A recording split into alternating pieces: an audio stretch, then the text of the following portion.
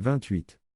La nature, les faits, le devenir extérieur, notre propre devenir cesse d'être ce qu'il semble être et ce qui nous détermine, si l'on parvient à recevoir la pensée qui se tisse avec la perception que l'on en a, une pensée à travers laquelle ils ne sont que le moyen de sa manifestation initiale. Laquelle se présente au contraire comme leur concrétude, une concrétude illusoire qui rend malade le psychisme humain en devenant le sujet normal de la culture et de l'histoire.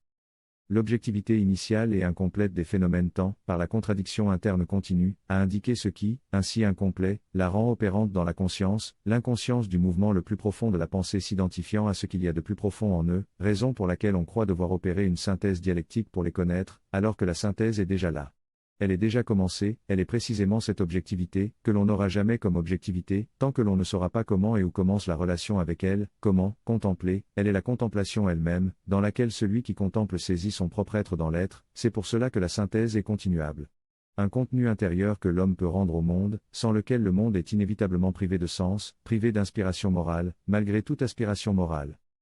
Face à la pensée vivante, l'apparence de la nature, de l'histoire et de la subjectivité s'éteint en tant qu'apparence, parce qu'elle n'avait pas d'autre sens. Elle est remplie à nouveau par la vie intérieure, dont elle est le signe de la privation, ce que l'on prend habituellement pour la réalité.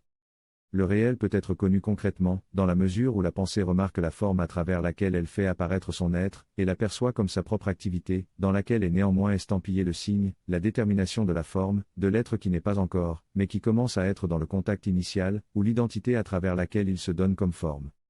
La forme est le signe, ou le symbole, d'une connaissance arrêtée dans son surgissement et malgré cela assumée comme quelque chose de complet, par laquelle, en vérité, on n'a jamais ce que l'on croit avoir et l'on avance dans le temps par une soif de vie, que l'on prend pour la vie, mais qui n'est que la vie pourchassée et jamais saisie en aucun point. Là où la pensée, se reconnaissant dans la détermination de la forme, et en même temps se libérant, elle peut poursuivre le contact jusqu'à l'essence.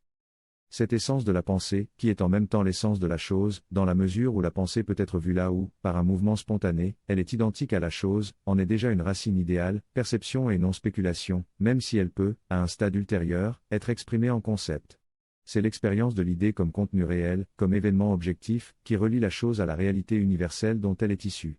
C'est la réalité qui, se déversant dans l'âme, devient puissance d'inspiration morale, non pas dans la mesure où elle présuppose une morale, mais dans la mesure où, en tant que pensée imprégnée de pure volonté, elle peut aller à la rencontre des entités du monde en assumant les intentions originelles dont elles sont les symboles, et les traduire en de nouvelles forces d'évolution. Rien n'est détaché du centre de la pensée dans le monde, du logo, c'est à l'homme de réaliser la reconnexion de ce qui apparaît divisé et multiple sur la terre, avec son origine transcendante. La rédemption de la multiplicité est en effet la transcendance de la pensée, réalisée.